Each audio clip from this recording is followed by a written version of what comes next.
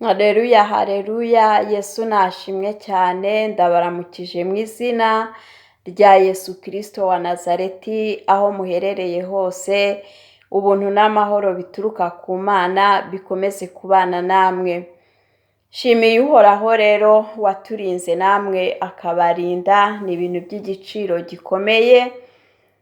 Maze iminsi rero ntaboneka imbere yanyu, nawe n'akabazo k'uburwayi, ariko Uwiteka Imana ni umunyembaraga, yanyongereye iminsi yo kubaho kandi arimo arankiza. Ibyo byose ni amashimwe aturuka kuri we, kandi niza ko n'abandi barwayi Uwiteka Imana yabashije gukiza muri iki cyumweru. Ibyo byose cyangwa se muri uku kwezi turimo, ibyo byose tubishimiye Uhoraho. Reka rero tuganire ijambo ry'Imana dusanga mu gitabo cya Nehemiya, ibice 6 n'umurongo waho w'9. Bose bashaka kudukangisha bibwira yuko amaboko yacu azatentebuka, umurimo ntukorwe. Ariko Mana yanjye, unkomereze amaboko. Imana yacu nishimwe.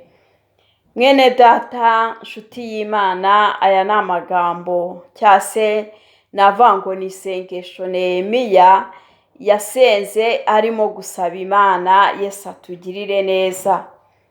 Nehemiya ubwo yakoraga umurimo w'Imana yahuye na ba Sanibalati na ba Tobiya na ba Gishemu, abanzi b'umurimo w'Imana, bagombaga kumubuza gukora umurimo w'Imana, kandi yagombaga kubaka ahantu hari harabaye amatongo. Yesu atugirire neza muri Yerusalemu.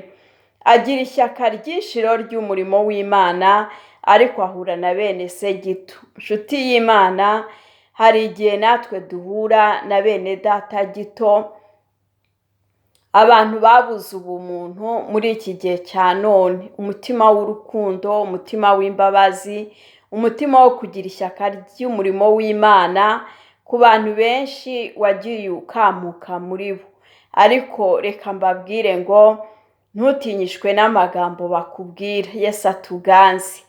Ni ukuvuga ngo Nehemiya yahuye n'urucantege rwa bene se gito, bamugerageza, bamutumaho, bamubwira amagambo y'urucantege, bamubwira ibyo kumugirira nabi.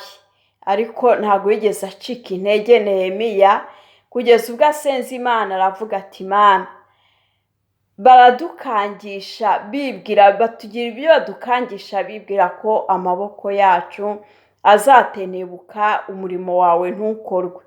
Asenga isengesho avuga ngo, ariko Mana, unkomereze amaboko. Yesu nashimwe. Mwene data, ndashaka kubwira ngo nawe Uwiteka Imana gukomereza amaboko mu murimo w'Imana, mu byo wahamagariwemo. Uri guhura n'urucantege rwa ba Sanibalati na ba Tobiya, uri guhura n'urucantege rw'ibigutera ubwoba, uri guhura n'urucantege rukwereka ko ubuzima, nubwo uri gusenga Imana, ariko ubuzima butajya imbere.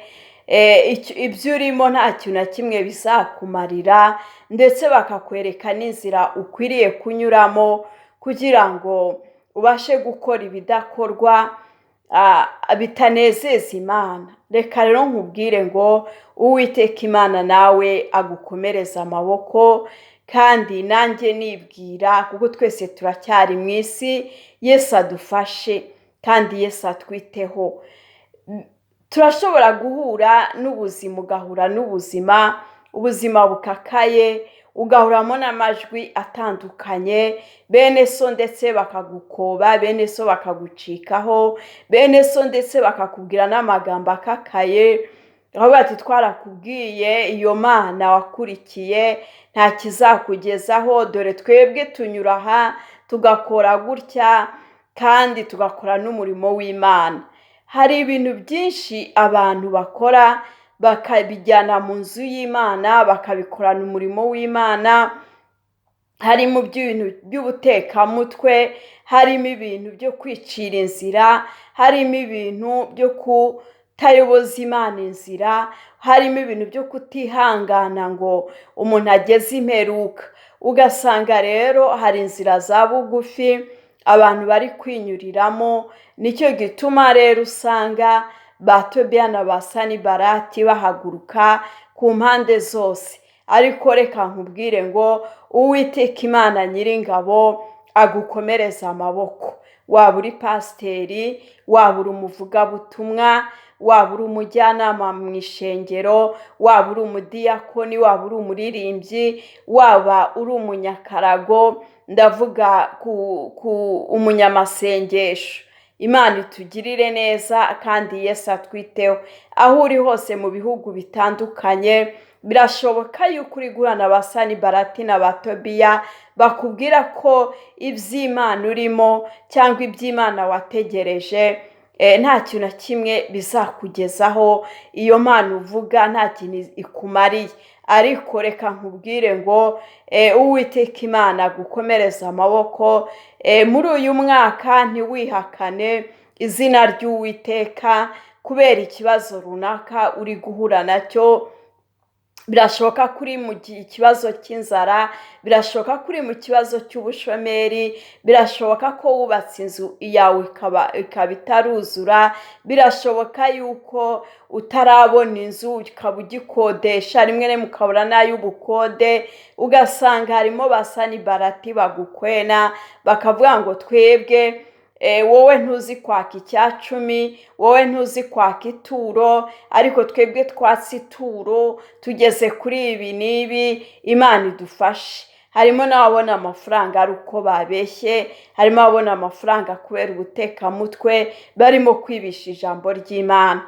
Ariko ukomera ku Mana, ukomere ku Mana wizeye, ukomere kwizera kwawe, Uwiteka Imana azagutererana. Mwene data, nshuti y'umusaraba, Uwiteka Imana agukomereza amaboko. Mu gihe nk'iki ubuze uwagufata mu nkokora ngo muzamurane, mukomezanye mu rugendo.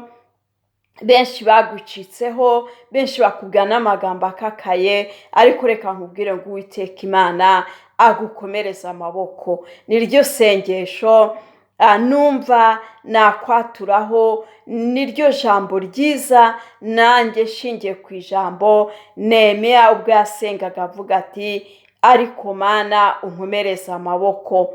Imana itugirire neza rero, namwe aho muherereye hose, mwebwe muri bibazo bitandukanye kandi mugifite ishyaka ry'umurimo w'Imana, reka mbabwire ngo Uwiteka Imana abakomereza amaboko mu izina rya Yesu Kristo, kandi Imana mwizeye ntizabatererana, izabagirira neza. Mukomeze guhabwa umugisha n'Imana kandi mukanda subscribe, mwandika komanteri, mukora kuri like. Uwiteka Imana abibahera umugisha mu izina ryera rya Yesu Kristo wa Nazareti. Amen.